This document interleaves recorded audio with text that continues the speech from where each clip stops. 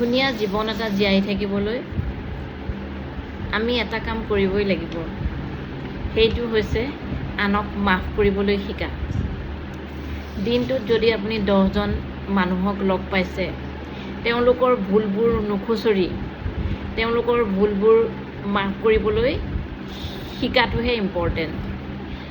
আমুকে আমুক কৰিলে, তামুকে তামুক কৰিলে, আমুকে আমুকৰ বিষয়ে তামুক ক'লে, তামুকে তামুকৰ বিষয়ে তামুক ক'লে, সেইখিনি কথা মনৰ মাজত লৈ এটা বুজা মনৰ মাজত লৈ থকাতকৈ সেই মানুহখিনিক আমি মাফ কৰিব পৰাটোহে বেছি দৰকাৰ, আৰু তেতিয়া আমাৰ জীৱনটো ধুনীয়া হ'ব।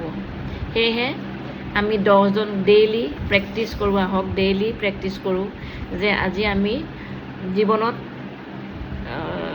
লগ পোৱা যোন মানুহৰ প্ৰতি মনৰ ক্ষোভ মনত লৈ থকা হৈছে, সেই ক্ষোভখিনি আঁতৰাই পেলাই সেই মানুহজনক মাফ কৰিবলৈ শিকোঁ, মাফ কৰোঁ।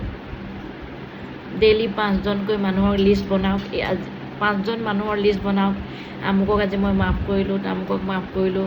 মনৰ মাজত বুজাটোৰ কিমান আঁতৰি যাব বা জীৱনটো কিমান সুন্দৰ হ'ব, তেতিয়া আপুনি নিজেই অনুভৱ কৰিব।